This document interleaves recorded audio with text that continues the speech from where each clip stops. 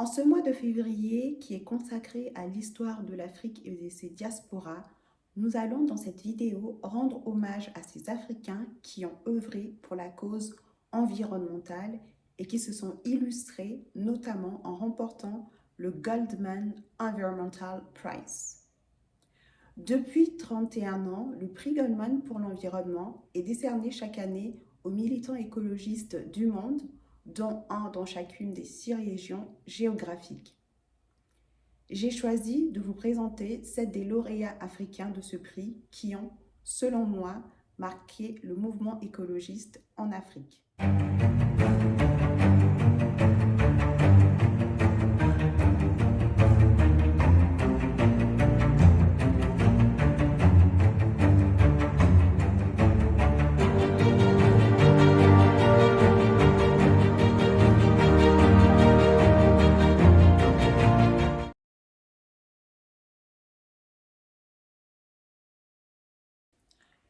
Nous allons commencer par la lauréate africaine de l'année 1991, feu professeur Wangari Maathai, qui a remporté le prix Goldman pour l'environnement dans la catégorie protection des forêts. Wangari Maathai est née en 1940 à Nyeri, ville située dans le centre du Kenya. En 1964, elle est diplômée en biologie du Mount St. Scholastica College dans le Kansas, puis en 1966 de l'Université de Pittsburgh en Pennsylvanie. Elle retrouve sa terre natale pour poursuivre des recherches en médecine vétérinaire et en 1971, elle décroche le titre de docteur à l'Université de Nairobi.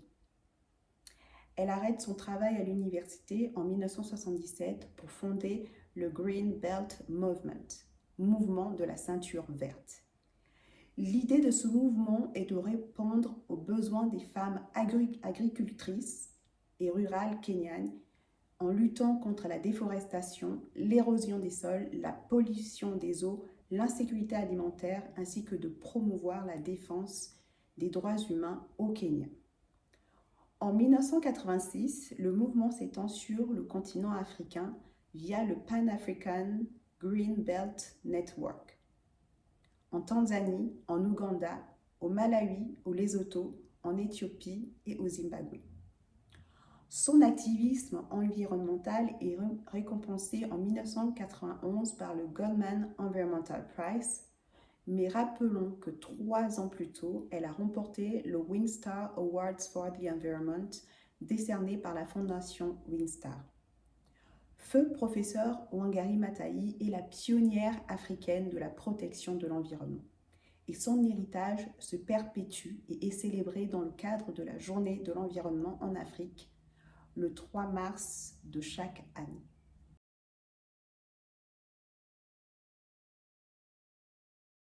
Ken Saro-Wiwa est le second activiste qui nous intéresse. Il est né en 1941 dans la région du delta du Niger au sein de la communauté Ogoni au Nigeria. À la fin des années 50, son peuple entre en conflit avec le géant du pétrole, Shell, suite à la découverte et à l'exploitation de gisements de pétrole sur son territoire. Ken Saro-Wiwa s'élève avec fermeté contre le régime militaire de son pays et contre le groupe pétrolier anglo-néerlandais Royal Dutch Shell, qu'il juge responsable des dégâts écologiques provoqués dans les territoires du peuple Ogoni. À partir de 1991, il consacre pleinement son activité à la défense des droits du peuple Ogoni. En effet, il dirige le mouvement pacifique des droits environnementaux et humains du peuple Ogoni du Niger, dont les terres riches en pétrole sont exploitées par des sociétés pétrolières multinationales. Au milieu de 1992, il étend l'action du mouvement pour la survie du peuple Ogoni en intervenant au Royaume-Uni où se trouve l'un des sièges principaux de la société Shell. Les tensions suscitées par les actions menées par le mouvement provoquent la colère de la dictature militaire de l'époque, qui l'emprisonne en 1993 pendant plusieurs mois sans procès. À sa sortie de prison, l'écologiste nigérian est récompensé par le prix Goldman pour l'environnement de l'année 1995 dans la catégorie liée au forage et à l'exploitation minière. Malheureusement, le 10 novembre 1995, Ken Saro-Wiwa, ce héros africain de la défense des droits humains et environnementaux au Nigeria, est exécuté par le gouvernement militaire aux côtés de 8 autres membres du mouvement pour la survie du peuple Ogoni. Aujourd'hui encore, son combat pour la justice environnementale demeure, notamment au cœur du long procès contre la multinationale Shell devant les juridictions néerlandaises. Ce contentieux a finalement abouti et une décision de janvier 2021 a prononcé l'indemnisation des populations lésées.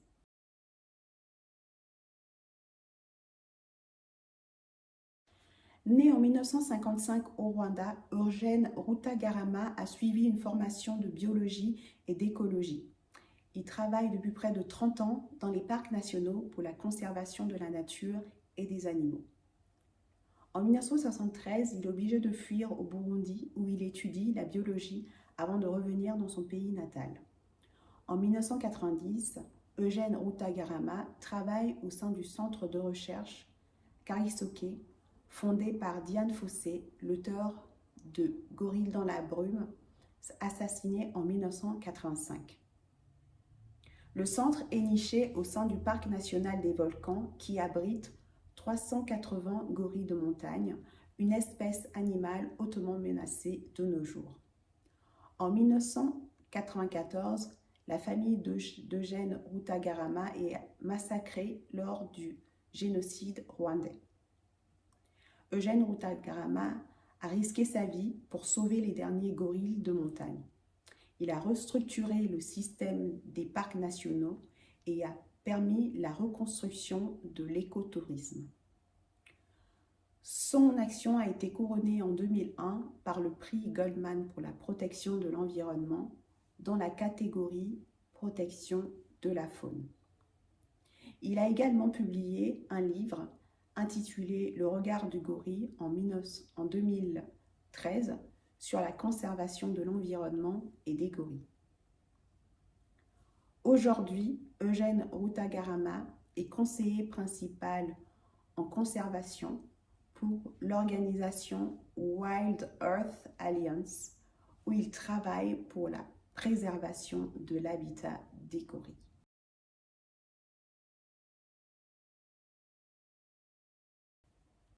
Pendant la Seconde Guerre civile congolaise de 1998 à 2003, Corneille Ewango était botaniste en chef à la réserve de faune d'Okapi. Cette réserve recouvre environ 1/5 de la forêt d'Ituri dans le nord-est de la République démocratique du Congo. Pendant cette période de guerre, Corneille Ewango a mis sa vie en danger en restant dans la réserve de faune à Okapi, située dans l'est du Congo, alors que la plupart des chercheurs avaient fui cette dernière. La région était ensanglantée par des milices politico-ethnico-mafieuses, mais Corneille est resté à son poste, pratiquement seul, de 1996 à 2003.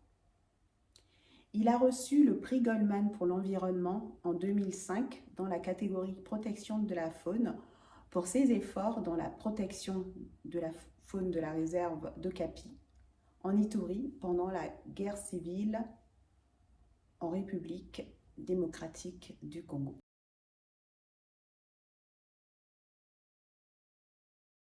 Marc Ona-Essangui a été lauréat du prix Goldman pour l'environnement en 2009 dans la catégorie Les forêts, suite à son combat pour la protection du parc national d'Ivindo au Gabon et pour avoir dénoncé l'accord illégal conclu entre le gouvernement gabonais et une entreprise chinoise dans le cadre du projet minier de Belinda, menaçant les écosystèmes sensibles de la forêt équatoriale du bassin du Congo dont fait partie le Gabon. La forêt tropicale du bassin du Congo est la deuxième plus grande forêt tropicale au monde après l'Amazonie et elle est donc essentielle dans la lutte contre le changement climatique. Le parc national d'Ivindo fait partie des 13 parcs nationaux créés en août 2000 2002 par décret portant sur le classement des parcs nationaux et aires protégées au Gabon. Ce parc est situé au centre-est du Gabon et a une superficie de 3000 km². En 2006, le projet de développement de minerais de fer de Belinda, d'une valeur de 3,5 milliards de dollars, comprenait une mine, un barrage, des voies ferrées et une installation portuaire en eau profonde au nord de la capitale, Libreville. La négociation de ce projet a été faite dans le secret, sans la participation des populations gabonaises. Les communautés affectées n'ont pas été consultées et elles ignoraient en grande partie les impacts potentiels que le barrage et la concession minière auraient sur leur environnement et leur santé. En juillet 2007, l'entreprise China Machinery Engineering Corporation a commencé à construire une route directement à travers le parc national d'Ivindo en violation du Code de l'environnement gabonais. Soulignons qu'un projet de cette envergure dans un parc national peut conduire à la déclassification du parc et exposer les écosystèmes vulnérables à l'exploitation forestière et à d'autres industries destructives comme nous connaissons et qui ont coutume d'exister en Afrique du fait des entreprises qui exploitent les sous-sols et forêts africains. Notons aussi qu'aucune étude d'impact environnemental n'avait été réalisée. Ce projet minier a mis en évidence les préoccupations environnementales croissantes liées aux investissements chinois dans la région de l'Afrique centrale. En effet, les aides ou prêts chinois ne tiennent pas compte des conditions de la bonne gouvernance, de transparence ou encore des droits de l'homme tels que voulus par les conventions internationales. Quelques mois plus tard, Marcona Essanguy a réussi à obtenir une copie du contrat du projet minier Belinda qu'il a divulgué afin de montrer que le Gabon, donc le gouvernement gabonais, ne recevrait que 10% des bénéfices miniers, tandis que l'entreprise chinoise aurait des bénéfices fiscaux durant 25 ans. Grâce à cette divulgation établie par Marcona Essanguy, le gouvernement gabonais a réévalué la taille de la concession de Belinda. Aussi, la zone affectée par le barrage a été considérablement réduite. La route traversant le parc Ivindo a été détournée de la zone protégée. Et cela a été en fait pour la société civile gabonaise une victoire sans précédent, on peut le dire. Ce qui n'arrive pas souvent ou qui n'est pas souvent établi quand ce genre de projet et ce genre de négociations entre un pays africain et une société étrangère existent. Donc, actuellement, Marcona Essanguy est président et fondateur de l'ONG Brain Forest, une structure dans laquelle il lutte avec ses collègues pour la protection de la forêt tropicale gabonaise.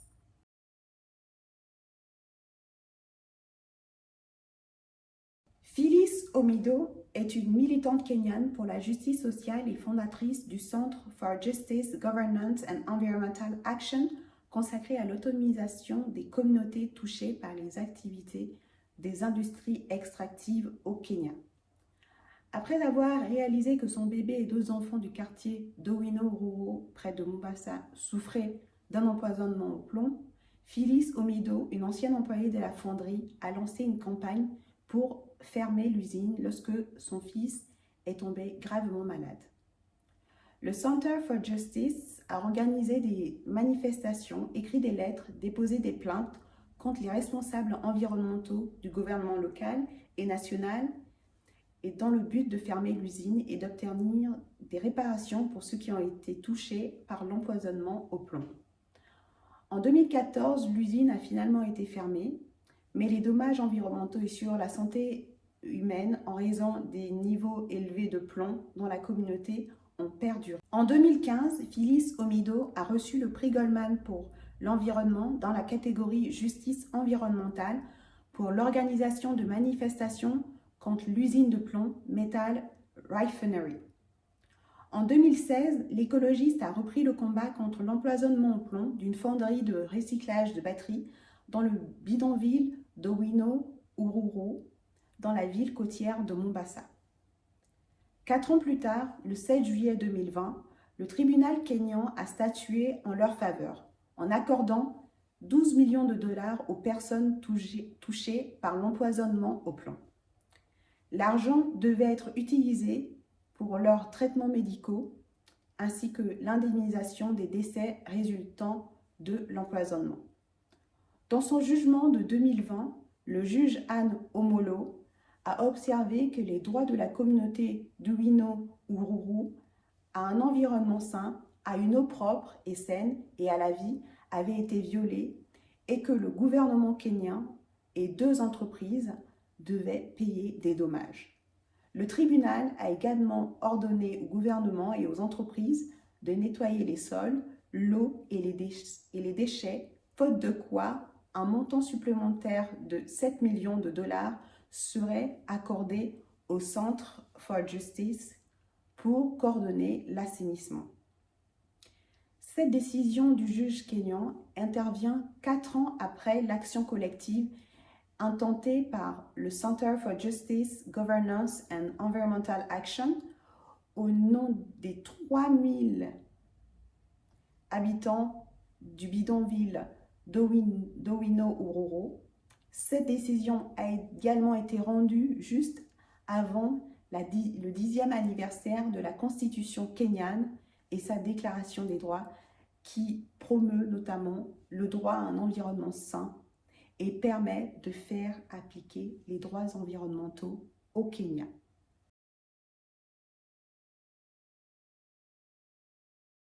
Ezekiel Chimbeze est le lauréat africain du prix Goldman pour l'environnement en 2020 dans la catégorie climat et énergie.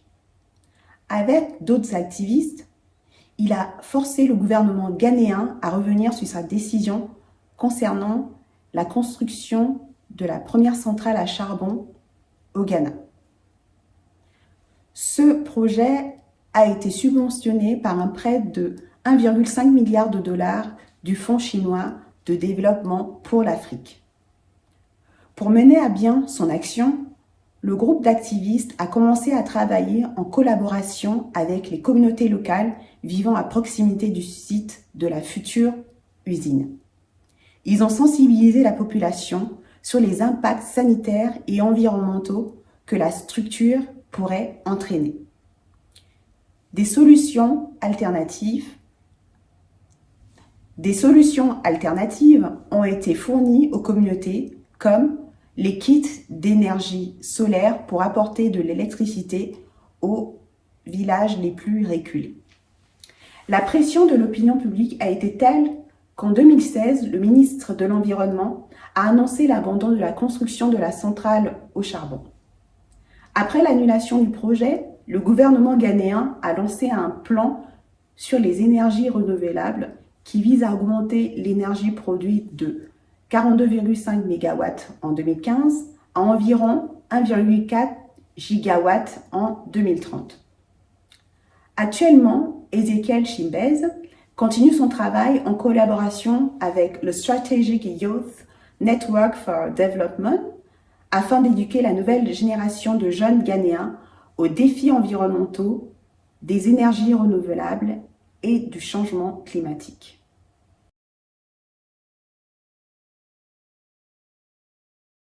Ces 7 héros écologistes africains nous démontrent que les enjeux de la protection de l'environnement et de la défense des droits des peuples africains sont au cœur des revendications et de l'implication de la société civile en Afrique. Des voix écologistes sont élevées dans le passé et continueront de s'élever pour une justice environnementale en Afrique.